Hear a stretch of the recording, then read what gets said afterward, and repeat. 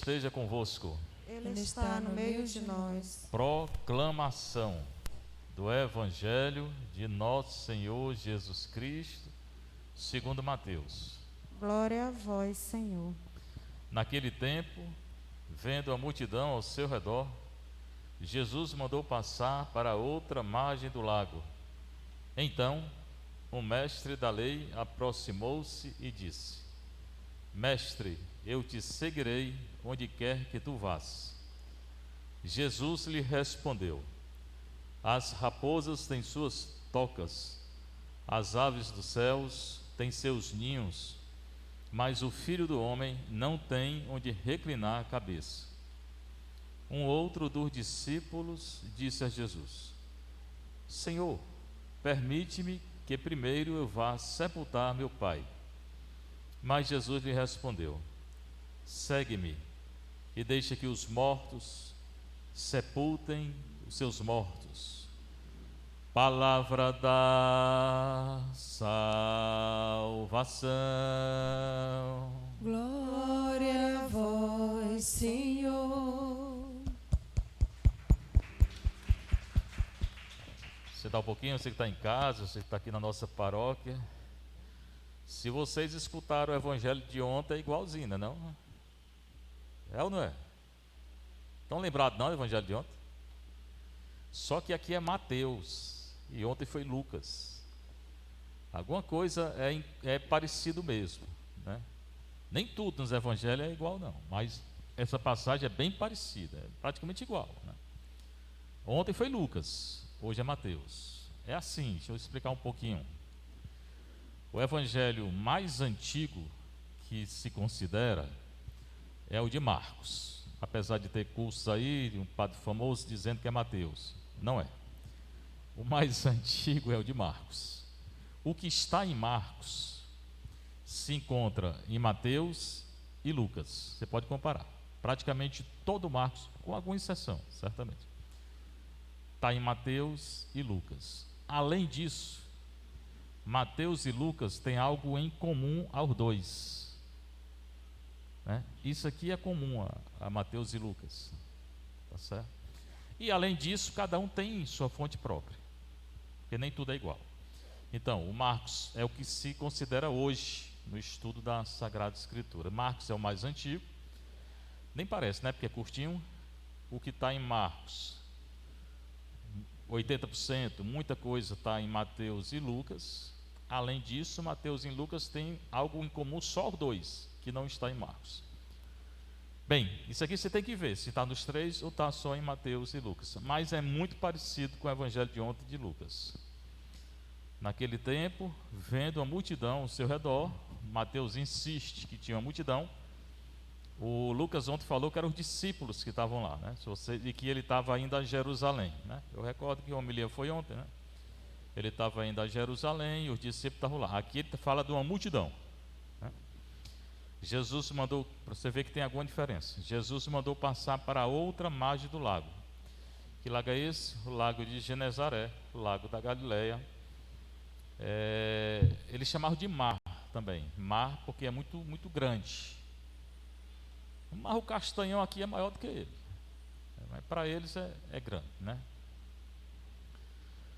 Jesus andou sobre esse lago, né? Eu tomei banho desse lago, né? Não tem, assim que você entra, pelo menos onde eu estava, entrou, já afundou, né? Eu tentei andar, mas não consegui não, afundei mesmo, né? Então, ele está no lago. Um mestre da lei, fariseu, aproximou-se e disse: aqui é um fariseu que fala. Ontem não fala que era um fariseu. Mestre, chama Jesus de mestre, eu te seguirei onde quer que tu vás. Mas a frase é a mesma de ontem. E Jesus lhe disse: as raposas têm suas tocas. Ontem ele disse: as aves do céu têm seus ninhos, mas o Filho do Homem, que é ele, Filho do Homem é uma figura que está em Daniel 7, 13 a 14. É uma figura escatológica. Escatologia é o final dos tempos, é o estudo sobre o final dos tempos. Escatom, no grego, é o final dos tempos. Nós já estamos vivendo o final dos tempos, não o final do mundo. O final do mundo ninguém sabe, né? Mas cada dia se aproxima, né? Porque o tempo está passando, então vai chegar o final do mundo também, né? Mas o dia ninguém sabe. O final dos tempos está acontecendo já. Desde a morte e ressurreição de Nosso Senhor já está no final dos tempos. Então, mas o Filho do Homem, Jesus fala, a raposa tem toca, as aves têm ninhos, mas o Filho do Homem, que é ele, não tem onde reclinar a cabeça. Ele não tem uma casa, ele não tem para onde ficar. Ele, quando saiu da casa de Maria, Nazaré, e aqui é o norte de Israel, ele ficou com Pedro, provavelmente morando com Pedro. Mas, em muitas noites ele saía para rezar sozinho, então, se ausentava. Então dormia por aí. Então, às vezes passava a noite ao relento, né? Interessante, né? Porque se a gente vê alguém vivendo no relento, a gente chama logo de vagabundo, não é não? É ou não é? Pois Nosso Senhor dormia ao relento. Cuidado para não chamar os outros de vagabundo, né? Só que ele ia rezar, né? O Filho do Homem não tem onde reclinar a cabeça. E também aqui significa que a gente não deve ir em busca de muita segurança, não. Às vezes a preocupação do homem e da mulher hoje é segurança, né? Cada vez mais dinheiro para isso, para aquilo. Jesus não se preocupava com isso. Ah, mas era Deus. Sim, é Deus, mas está dizendo para a gente não se preocupar também, né? Quem quer segui-lo sabe que um dia está aqui e amanhã está ali. Ontem eu falei, né? Um outro dos discípulos, aqui ele já fala dos discípulos. Primeiro do fariseu, né? Um outro dos discípulos que ele não tinha falado, que estava lá, só a multidão, né? Aí Lucas é mais completo, porque ele fala desde o início que ele estava andando para Jerusalém com os discípulos. Disse: Senhor, aqui é um discípulo. Lá não era discípulo que falou isso, era alguém da multidão. Senhor, permite-me que primeiro eu vá sepultar meu pai. Aí Jesus respondeu: segue-me, deixa que os mortos sepultem seus mortos, né? Que para os nossos ouvidos parece uma coisa bem agressiva, mas não tem nada de agressividade. Eu falei ontem, ele está dizendo que o reino de Deus está acima de tudo, até da própria família. Se a família se colocar contra o reino de Deus, você deve seguir o reino de Deus. E a família pode, se tem algumas situações, né? Uma família espírita, por exemplo, vai fazer uma oração no Natal, aí tem alguém da família que é espírita, que quer fazer oração. Eu mesmo não participo. Pode fazer, mas eu mesmo. Se na família tem alguém com esse casamento, né? Esse negócio de homem com homem que diz que casou, que quer ser aceito, eu mesmo não aceito. Então, por quê? Porque é contra a lei de Deus. Então a gente tem que se situar, se posicionar, né? Se um jovem ou uma jovem quer seguir a Deus, também falei ontem, e a família é contra, não siga a sua família, vá seguir a Deus. Pronto, acabou. Se teu caso, meu pai, em 88, eu fui para o mosteiro, ele estava com câncer terminal, né? Pediu que eu ficasse, não, eu vou que Deus está me chamando. Fiquei 6 anos no mosteiro. Depois disso, o discernimento é que eu deveria voltar, e eu voltei. Depois do discernimento, né? Bem longo, né? E ainda peguei ele, ainda enterrei minha avó, mãe dessa tia, né? E meu pai, no ano seguinte. Meu pai, essa tia é irmã do meu pai. Ela faleceu, estava em Roma, eu vim celebrar a missa dela. Pronto, qual o problema? Mas nada antepor ao reino de Deus. O reino de Deus é superior a tudo, qualquer laço de família. Qualquer laço de família, o reino de Deus é superior, certo? Que fique bem claro. Padre, o senhor é muito duro. Eu não, Nosso Senhor, né? Ele está falando a ele, sou eu, né? Aí tem a profecia de Amós. Não vou me demorar mais no Evangelho, porque ontem eu falei bem meia hora, né? Tem a profecia do Amós. Amós, ele é tido como profeta da justiça social, mas não é só isso não. As pessoas exageram. Ele é, na verdade, o profeta da justiça. Ele clamou pela justiça de Deus. Que eu também falo muito, né? Hoje a tendência é chamar de Deus só de misericórdia, chamar só a misericórdia de Deus. Esse Deus só misericórdia não existe. Sinto muito, né? Deus é misericórdia e é justiça. Ele vai julgar. O que é que diz Amós? Na época dele, também já temos insistido aqui, é no tempo do Antigo Testamento, pelo século VII, VIII, antes de Cristo. O povo estava pecando, o pecado era idolatria, e outros pecados também, pecado de injustiça, né? Pecado, ele vai relatar vários pecados que estavam acontecendo lá em Israel, né? E por causa desse pecado, é o que a leitura vai dizer, Deus vai julgar. É castigo? É. Se você não quer entender como castigo, entenda como justiça, mas vai julgar. E olha o que Deus vai dizer. Pelos 3 crimes de Israel, ele chama o pecado de crime.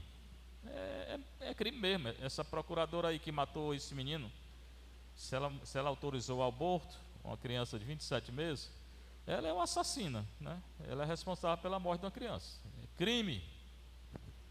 Você é culpada de crime. Você vai responder por crime. Você e quem fez o aborto, né? E quem foi a favor do aborto. Tudo de criminoso.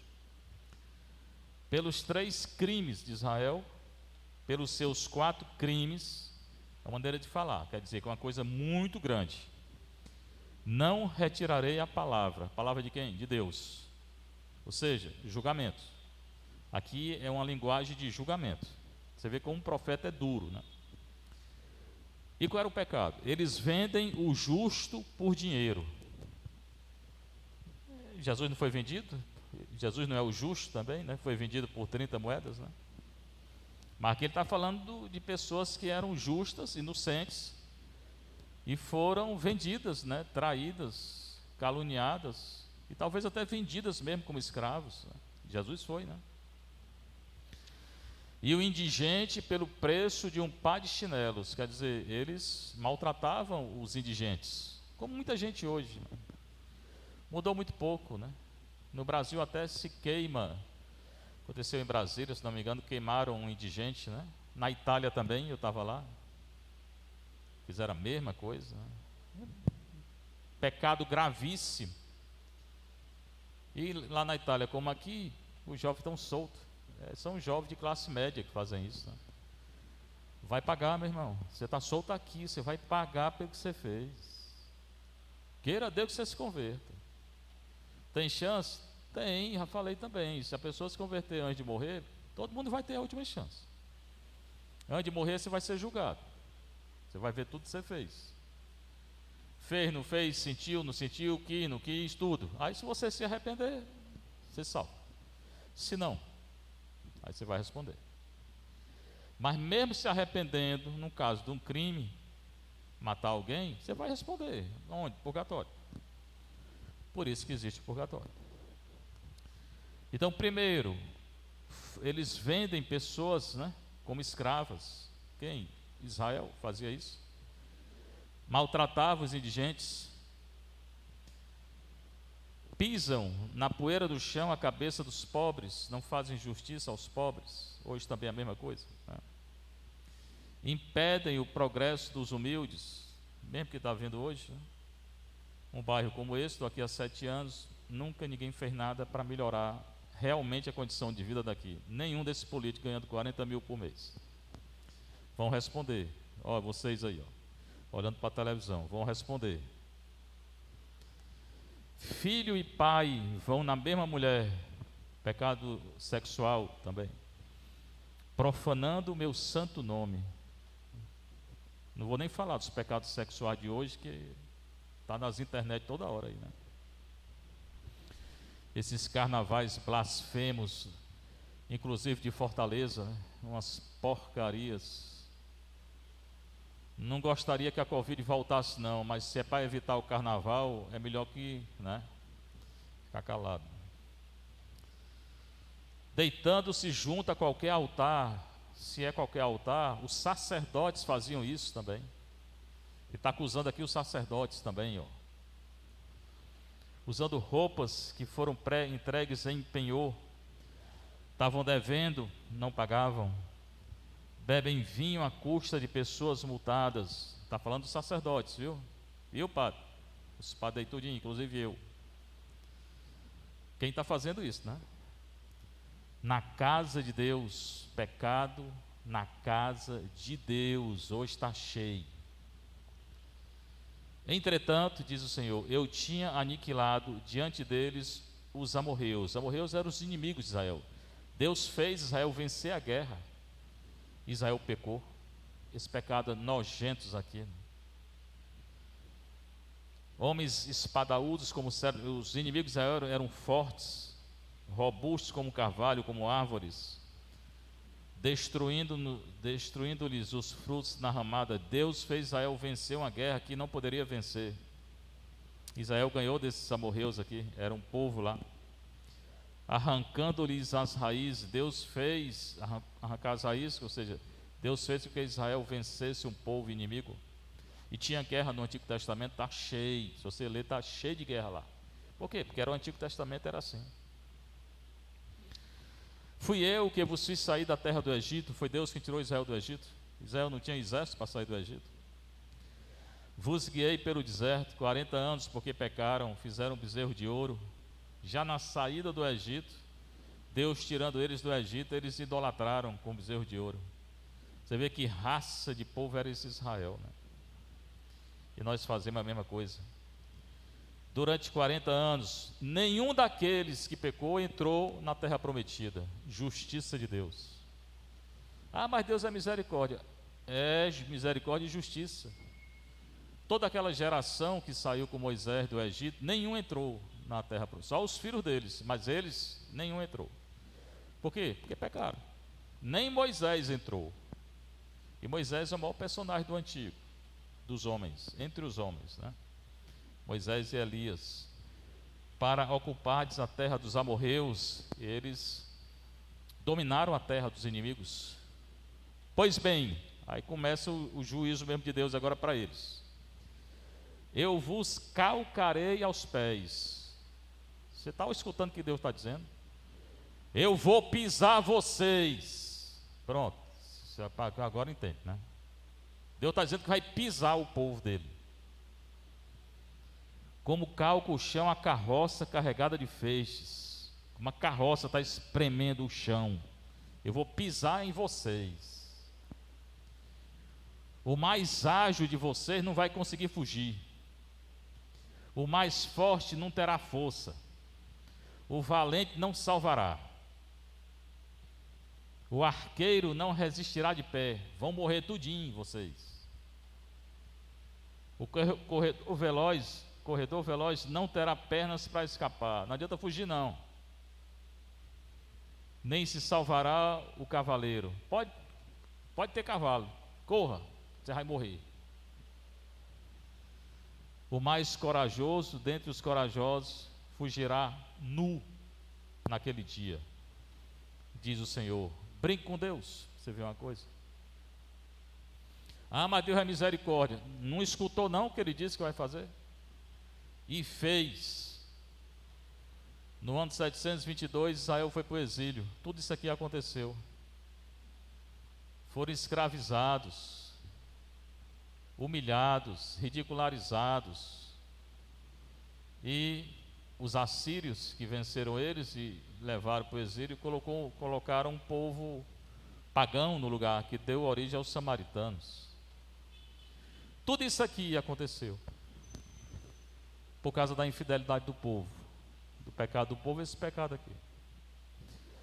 Pois eu vou dizer uma coisa para vocês, para você que está assistindo, vai acontecer de novo, tudo isso aqui,